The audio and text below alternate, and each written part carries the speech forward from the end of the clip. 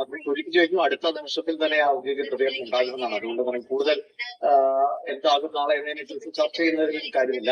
പക്ഷെ ഇന്ന് ഇതുവരെ നിന്നപ്പോൾ നിങ്ങൾ ഇത്രയും ദിവസമല്ലേ, 10 ദിവസമായി ഇവിടെ നിൽക്കുന്ന ആളുകളാണ്. അവിടുത്തെ കാലാവസ്ഥ മാറി വരുന്നത് ഒരു ശുഭകരമായ നിലയിലേക്ക് കാലാവസ്ഥ മാറും എന്ന് പോലും പ്രതീക്ഷിക്കാനുള്ള വലിയ ഉത്തരവാണ്.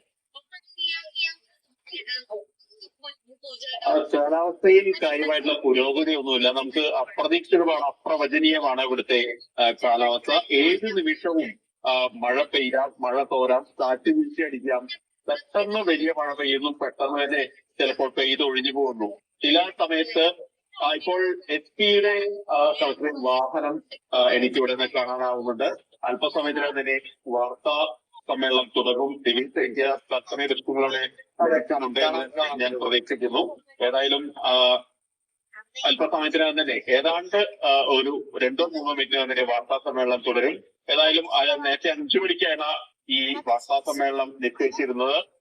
ഇപ്പോൾ സമയം 5:40 ആവാറായി.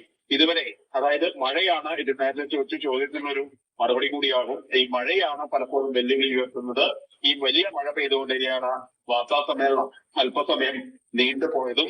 SP-യും കളക്ടറും ഒക്കെ ഇപ്പോൾ സംഭവ സ്ഥലത്ത് നിന്ന് വരുന്നുണ്ട്. ഇപ്പോൾ ദൃശ്യങ്ങളിൽ തന്നെ അവരെ കാണാൻ ആകുമെന്ന് പ്രതീക്ഷിക്കുന്നു. ഏതായാലും അല്പസമയത്തിലാണ് തന്നെ വാർത്താ സമ്മേളനം ആരംഭിക്കും. MLA-യും ഈ കൂട്ടത്തിലുണ്ട്. അദ്ദേഹം വാർത്താ സമ്മേളനത്തിൽ എത്തുമോ എന്നറിയില്ല. ഇപ്പോൾ തിരിച്ച് അവർ ഇരുവരും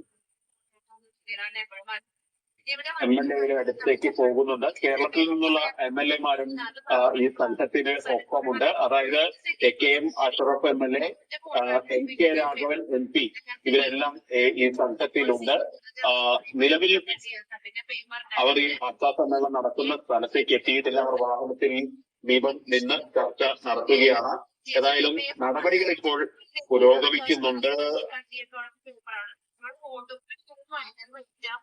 ഏതായാലും ഇന്നൊരു പ്രതീക്ഷയുടെ പകലായിരുന്നു എന്ന് തന്നെ വേണം ദിലീപെ പറയാൻ. അതായത് കാര്യമായിട്ടുള്ള പുരോഗതി അവരെന്തായാലും ഉടനെ പ്രതീക്ഷിക്കാം.